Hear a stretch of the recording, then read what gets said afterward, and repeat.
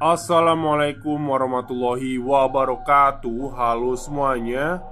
Jumpa lagi dengan saya Chow Sing Sing, kurator dari podcast Horror Night Story. Halo, apa kabar semuanya? Semoga kalian semua baik-baik saja ya.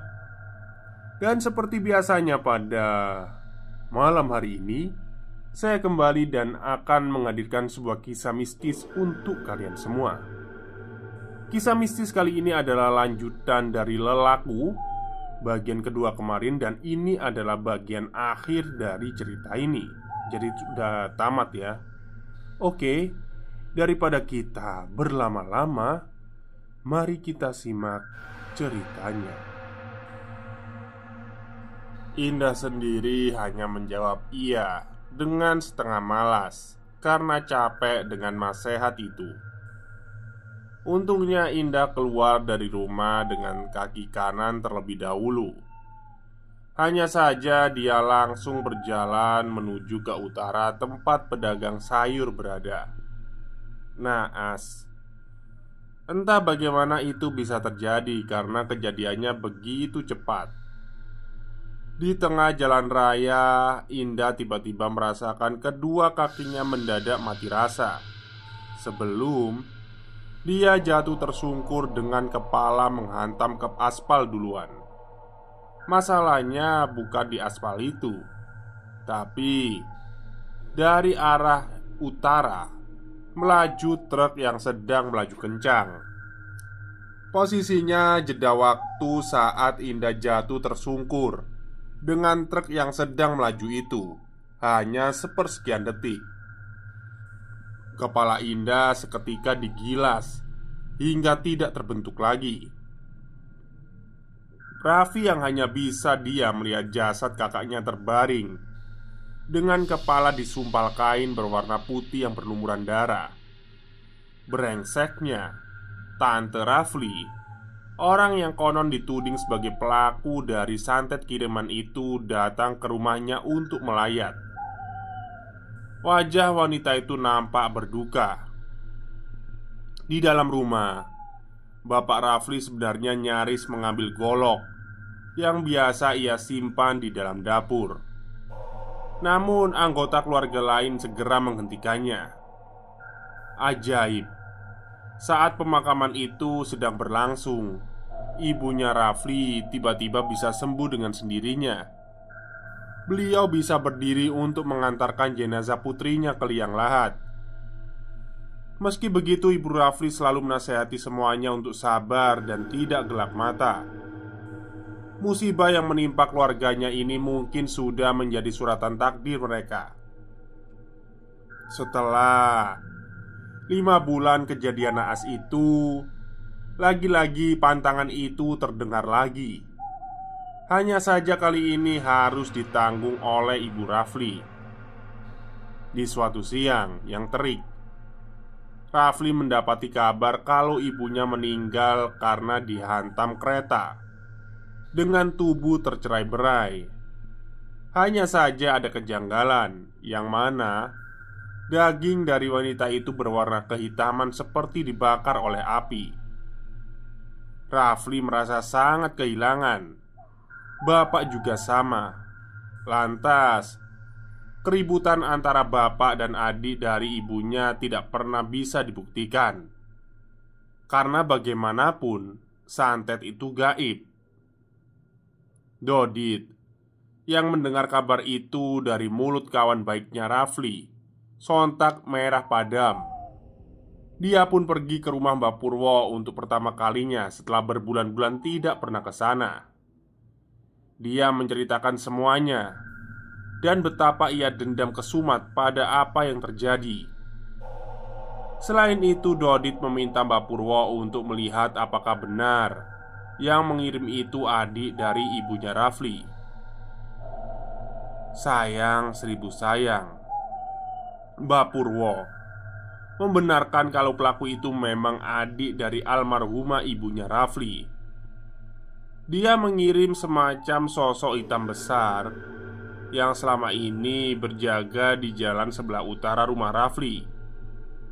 jebakan itu memang sejak awal dipasang di sana. Karena bagaimanapun kebencian, iri dengki yang dimiliki wanita itu sudah sangatlah besar, sehingga nyawa menjadi pertaruhannya.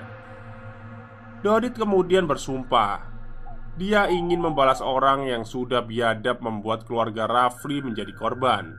Bahkan ia rela jika harus melakukan aksi nyawa dibalas nyawa. Karena Dodit tidak pernah ikhlas orang yang sudah dianggap keluarganya diperlakukan seperti itu. Sayangnya Mbak Purwo menolak permintaan Dodit. Bagaimanapun santet bukan perkara sepele, apalagi jika menyangkut nyawa manusia. Untuk seorang Dodit sendiri dianggap tidak setara untuk nyawanya yang diminta ditukar dengan orang yang sama sekali tidak ada hubungannya dengan dirinya. Sejauh apapun Dodit mencoba membujuk Mbah Purwo agar bisa membalaskan dendamnya, Mbah Purwo tetap menolak. Hatinya tidak akan bergeming sekalipun Dodit bersimpu di hadapannya. Karena sekali lagi, santet dibalas dengan santet tidak akan pernah ada habisnya. Sampai pada titik putus asa, ketika akan pulang, Dodit kemudian bertemu dengan putra sematawayang Mbah Purwo yang baru saja pulang dari tempat yang jauh. Dodit sebenarnya sudah mengenal putra Mbah Purwo jauh-jauh dari, namun jarang ketemu. Jadi Dodit agak terkejut bisa melihatnya lagi.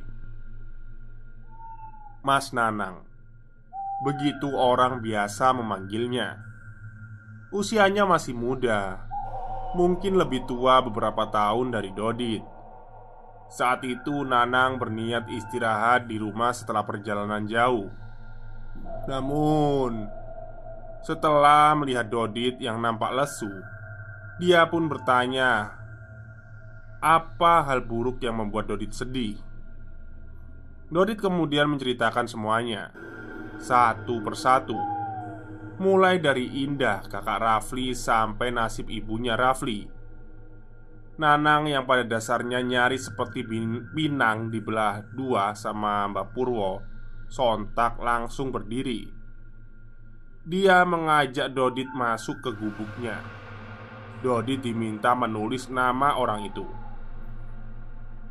Dodit tidak tahu kenapa Nanang meminta hal itu, tapi kemudian Dodit melakukan seperti apa yang dia perintahkan.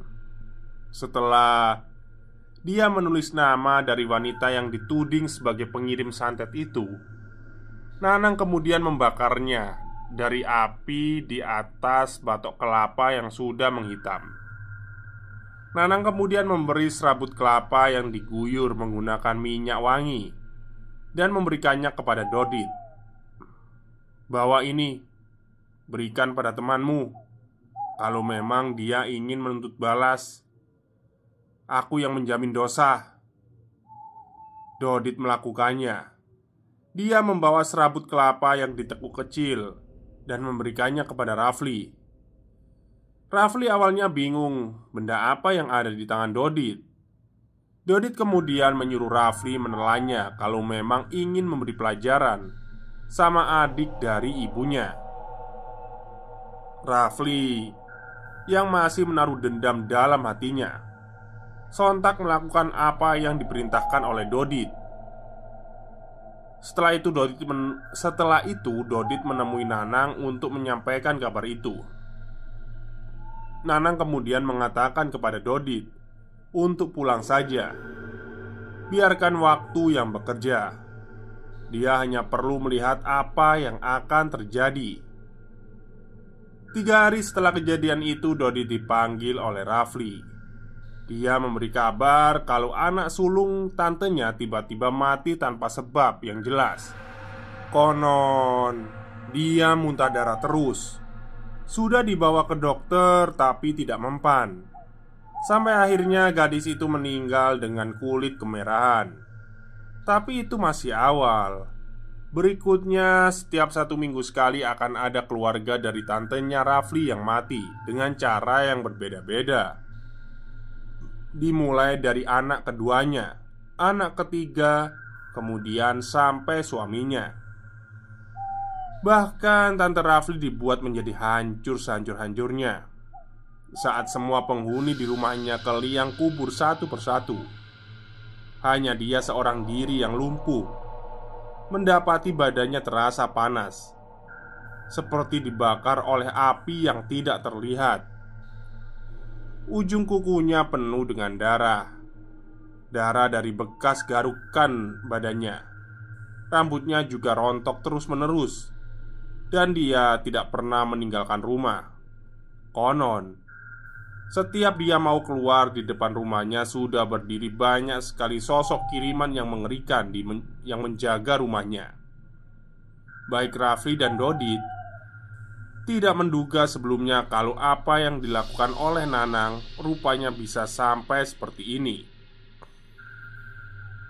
Pada akhirnya, Tante Rafli akhirnya tidak pernah lagi sembuh. Dan Rafli sendiri setelah melihat apa yang terjadi tidak menemukan kepuasan yang dia cari. Rupanya ini yang dimaksud oleh perkataan Mbah Purwo. Saling kirim santet bukan memang jawaban, apalagi jika didasari dengan dendam. Di tahap itu Dodit menyadari jika pengalamannya melihat dunia jauh berbeda dengan bagaimana Mbah Purwo melihat dunia ini. Yang menang jadi arang, sementara yang kalah jadi abu. Begitulah kalau melihat kondisi keluarga Rafli sekarang. Sejak saat itu Dodit tidak pernah mau mendengar apapun yang berhubungan dengan santet. Tapi rupanya dunia memang dipenuhi dengan misteri. Suatu hari saat Dodit datang berkunjung ke rumah Mbah Purwo, dia bertemu dengan Nanang yang mengatakan kalau lebih baik Dodit pulang, karena untuk waktu yang lama mungkin Dodit tidak akan bisa melihat Mbah Purwo dulu. Alasannya, Nanang enggan mengatakannya. Tapi pada dasarnya Dodit ini memang keras kepala. Besok dan besoknya lagi dia datang, sampai akhirnya Nanang lelah dan ngalah. Dia akan menunjukkan Rizky di mana Mbah Purwo bapaknya itu sekarang berada. Maksudnya Rizky apa ya? Oke, kita lanjut dulu lah. Tapi Nanang meminta Dodit berjanji apapun yang ia lihat, Dodit hanya perlu diam saja dan tidak usah berbicara.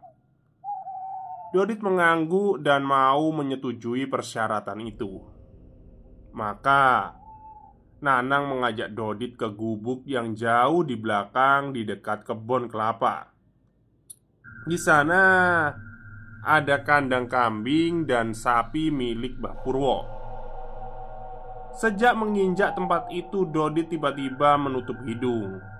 Dia mencium bau yang sangat busuk, lebih busuk dari bangkai tikus atau tai sapi. Saking busuknya bau itu, Dodit harus bernafas menggunakan mulut. Sampai-sampai beberapa kali Dodit rasanya ingin sekali muntah. Tapi anehnya Nanang sama sekali tidak melakukan seperti apa yang dilakukan oleh Dodit. Mungkin sudah terbiasa. Singkat cerita, mereka berhenti di depan sebuah pintu gubuk dari dalam, dan di sanalah bau yang busuk itu berasal. Dodit bingung, apa yang sebenarnya ada di dalam sana. Saat pintu dibuka, Nanang menyuruh Dodit masuk lebih dahulu. Tentu dengan bau yang semakin membuat mual-mual. Tapi Dodit sudah kadung penasaran untuk melihat hubungan tempat ini dengan Mbah Purwo. Dan di sanalah Dodit kemudian melihat beliau. Hanya saja Dodit terdiam lama. Maksudnya itu dia sama Mbah Purwo terdiam lama. Mbah Purwo nampak begitu ganjil, di mana sekujur tubuhnya dibalut kain kafan, menyerupai pocong namun dalam kondisi digantung, tidak menyentuh tanah. Masalahnya, di bawah tubuh Mbah Purwo yang tergantung itu ada kotoran dan air kencing Mbah Purwo yang sudah menumpuk.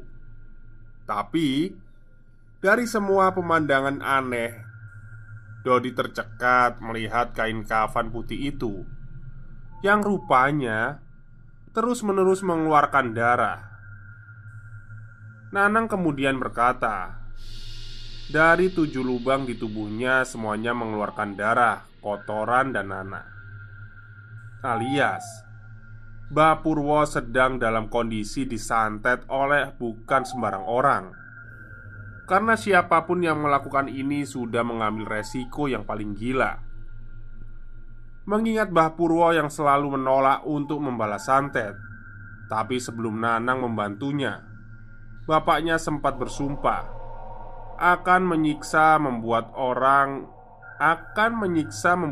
yang sudah melakukan ini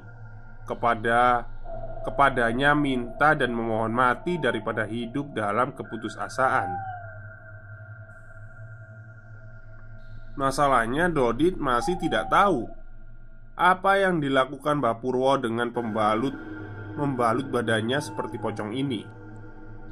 Dodit kemudian mendekat. Dia berniat bertanya siapa yang sudah melakukan ini pada Mbah Purwo. Namun Nanang menghentikannya. Dia bilang bapak sedang puasa ngomong dan dia sudah bersumpah dengan nyawanya menjadi jaminannya. Jadi selama 40 hari mulutnya tidak akan pernah bicara. 40 hari. Dodi tidak menduga ada puasa yang seperti itu. Sebenarnya Dodit sudah mendengar tentang puasa ngomong 40 hari ini, yang konon digunakan untuk wirid terus-menerus di dalam hati. Dodit tak mau tahu lebih detail bagaimana cara melakukan itu, maka dia hanya bisa menunggu. 40 hari setelah puasa ngomong itu selesai, Mbah Purwo akhirnya keluar dari dalam gubuk busuk itu. Anehnya, saat Mbah Purwo berjalan di depan Dodit, tak ada lagi bau busuk. Justru Dodit mencium wangi kasturi. Mbah Purwo kemudian mandi dan duduk di ruang tamu sendirian. Dodit tidak tahu apa yang dilakukan oleh Mbah Purwo duduk di ruang tamu. Apa dia masih puasa ngomong seperti sebelumnya? Namun Nanang mengatakan puasanya sudah selesai subuh tadi. Sekarang yang dilakukan bapaknya hanyalah tinggal menunggu. Menunggu siapa? Ya, nanti Dodit akan tahu sendiri. Benar saja. Tak berselang lama, pintu rumah diketuk oleh orang asing yang menutupi tubuhnya dengan kain hitam. Nanang lantas mendekat dan menyuruhnya masuk. Dia tahu kalau orang itu datang untuk menemui bapaknya, Mbah Purwo. Setelah orang itu dipersilakan masuk, dia langsung bersujud di depan Mbah Purwo. Dodit yang melihatnya tentu saja terkejut. Siapa orang ini dan kenapa tiba-tiba dia bersujud begitu saja? Tak lama orang asing itu membuka kain yang menutupi badannya. Dengan wajah pucat, Dodit tak bisa berkomentar. Sekujur badannya penuh dengan luka sayatan pisau atau keris. Semuanya membentuk luka yang terbuka hingga terlihat bagian dalam daging yang berwarna putih dan terus mengeluarkan darah. Lidahnya sudah dia gigit, bahkan sampai dipotong. Tapi orang itu tak kunjung mati. Dia memohon tapi tak bisa berbicara. Giginya sudah rontok dan nyaris lehernya itu sudah teriris-iris setengah. Dia tahu Mbah Purwo sudah melakukan sesuatu padanya. Dia hanya bersujud lalu menciumi kaki Mbah Purwo. Tapi Mbah Purwo hanya diam saja. Lama sekali orang asing itu didiamkan. Sampai karena mungkin tidak tega melihat kondisi orang yang putus asa, Mbah Purwo membisik di telinga Nanang. Kemudian anak Mbah Purwo itu membawa orang asing itu sambil memberinya catatan. Dan sejak hari itu Dodit tidak pernah lagi melihat orang asing itu datang. Ini menjadi kali pertama Dodit melihat Mbah Purwo sampai seperti itu. Hal ini menegaskan kalau sebagaimanapun orang tua itu berbuat, dia tetaplah seorang manusia biasa. Suatu hari Mbah Purwo mengunjungi rumah Dodit. Hal yang jarang beliau lakukan selama hidupnya. Dodit sendiri awalnya tidak tahu apa tujuannya ke rumah. Sampai pada akhirnya Mbah Purwo mengatakan kalau dia mencari orang yang mau mengambil barang-barang yang ada di gudang. Salah satunya payung rojo yang memiliki 3 tingkatan itu. Dodit tidak mengerti maksud kata-kata Simba. Dengan wajah yang tenang, Mbah Purwo kemudian mengatakan kalau sebentar lagi, tidak lama dari malam ini, dia mungkin akan mati. Dan kalau dia mati, dia mau payung itu dibawa oleh Dodit, karena gak banyak orang yang bisa kuat atau menanggungnya. Singkat cerita, Mbah Purwo menceritakan bagaimana dia dulu bisa mendapatkan payung itu. Jadi, saat Mbah Purwo muda dulu, dia dan ketiga temannya sampai di tahapan untuk mewujud atau sifat lelaku yang konon ada di dalam diri mereka berempat. Singkat cerita, mereka pergi ke suatu gunung yang biasa dipakai orang untuk meminta pesugihan. Nah, niatnya mereka itu bertapa. Keempatnya sama-sama kuat sampai hari ke-7. Sudah banyak sekali ajakan atau permintaan dari berbagai jenis makhluk. Mulai dari yang menawarkan harta, wanita, sampai penawaran yang sulit ditolak. Semuanya memiliki nafsu. Untungnya keempat-empatnya lolos. Tapi tidak seperti sebelum-belumnya. Mereka berempat tidak mendapatkan benda keramat seperti saat bersemedi di tempat-tempat lelaku. Dari keempat orang yang duduk bersila ini, mereka hanya melihat satu benda yang tertancap di depan mereka semua, yaitu payung 3 tingkat. Sejak awal mereka tahu kalau payung 3 tingkat itu diperuntukkan para rojo. Dan dari mereka berempat tidak ada yang menyandang gelar bangsawan. Jadi, bagaimana mungkin mereka mendapat benda ini? Singkat cerita, mereka berembuk, siapa yang akan membawa payung ini pulang. Mbah Purwo waktu itu sejak awal memang tidak tertarik dengan benda keramat semacam itu. Jadi dia membiarkan suaranya untuk siapapun. Maksudnya itu memberikan suaranya kepada siapa yang ingin menginginkannya. Si wanita yang menjadi satu-satunya dalam kelompok itu juga enggan menyimpan payung itu. Alasannya tidak diketahui. Tapi dari 2 orang laki-laki yang tersisa, mereka berebut, saling menginginkan payung itu, apapun yang terjadi. Melihat tingkah laku yang mulai menjurus ke arah kekerasan, Mbah Purwo menyarankan agar payung itu disimpan oleh pihak wanita saja. Hal ini dilakukan untuk menghormati sebagai seorang kesatria. Akhirnya mereka semua sepakat, dan sebenarnya si wanita masih menolak. Tapi untuk menghindari kekerasan, pada akhirnya si wanita mau dan menerima. Selama payung itu disimpan di rumah si wanita, berbagai keinginan dan tujuan keluarga si wanita tercapai. Bahkan dia sampai terpilih menjadi seorang wali kota di tempat dia tinggal. Sayangnya, semakin cepat dia mendapatkan kejayaan, semakin cepat pula maut datang mendekat. Pada akhirnya, si wanita meninggal dunia, dan payung itu ditolak oleh suami si wanita itu. Dia ketakutan Konon setiap malam di dalam kamar tempat payung itu disimpan, berbagai suara dan keanehan sering kali muncul.